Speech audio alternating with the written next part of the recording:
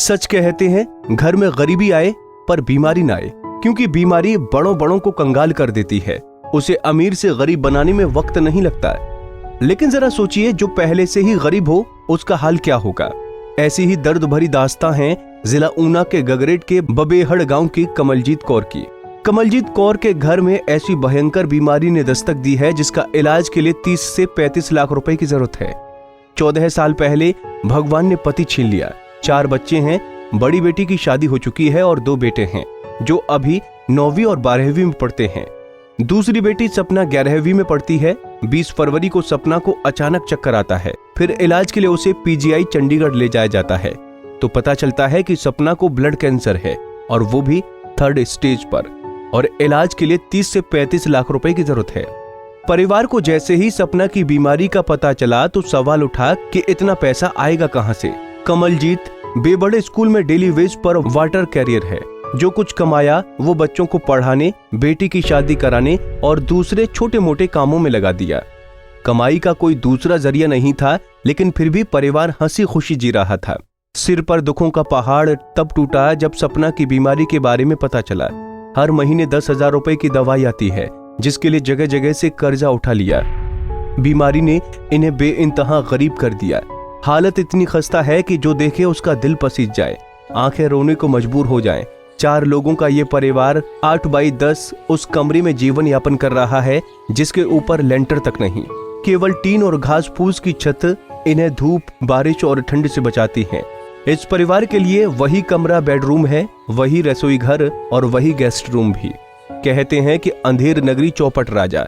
ये हालात उस ऊना जिले के हैं जहां से कैबिनेट मंत्री वीरेंद्र कंवर आते हैं, वित्त आयोग के अध्यक्ष सतपाल सत्ती, जहां से नेता प्रतिपक्ष मुकेश अग्निहोत्री आते हैं। लेकिन सब विधानसभा के बंद दरवाजों के अंदर विकास और गरीब की मदद की बात करते हैं, जबकि हकीकत तो ये है कि इस परिवार के नाम पहले बीपीएल में, लेकिन अब वो भी काट दिया है। बीमार हो गए, चक्कर आ गया अचानक ते फिर ਇਹਦੀ ਮੰਮੀ ਨੂੰ ਬੁਲਾਇਆ ਸੀ ਤਾਂ ਘਬਰਾ ਗਈ ਕੁੜੀ ਤੇ ਕਦੇ ਬਿਮਾਰ ਨਹੀਂ ਹੋਈ ਕੁਛ ਨਹੀਂ।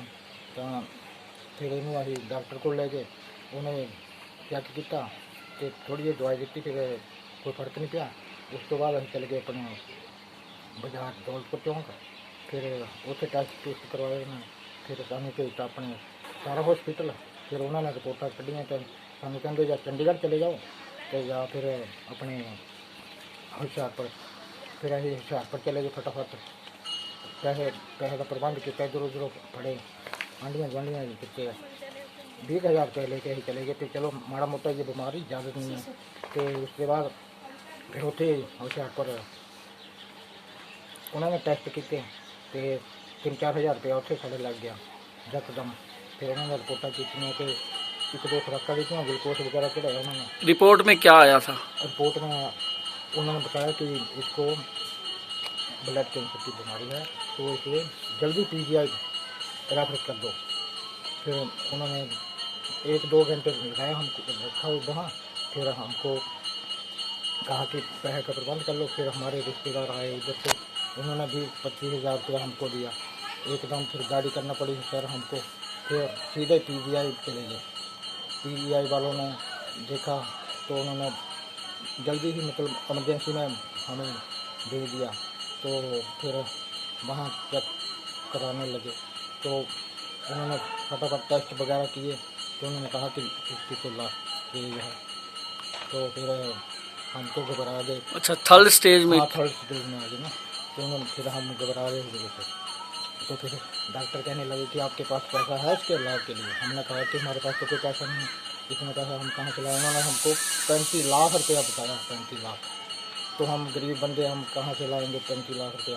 फिर वो कहते कि अगर आपके पास पैसा है तो इसका टेस्ट वगैरह हम करवा देते हैं। तो हमने कहा हमको तो बेटी बचानी है, हमने तो टेस्ट जितना लगेगा पैसा तो हम, हाँ, जो हमारे पास है वो तो हम लगाएंगे, हमें बताओ कि क्या टेस्ट करना है। उन्होंने कहा कि 10,000 रुपया लगेगा आपका टेस्टों पर। तो हमने कहा कि लो, तो टेस्ट वगैरह उन्होंने लिखे। तो हमने सुबह 10,000 रुपया पहले जमा करवाया। उसके बाद फिर उन्होंने कहा कि इसको अपने उधर ले जाओ गांव में। तो हम गांव में चले गए। फिर कहते कि आपने दवाई लेनी है, हमने कहा दवाई भी लेनी है।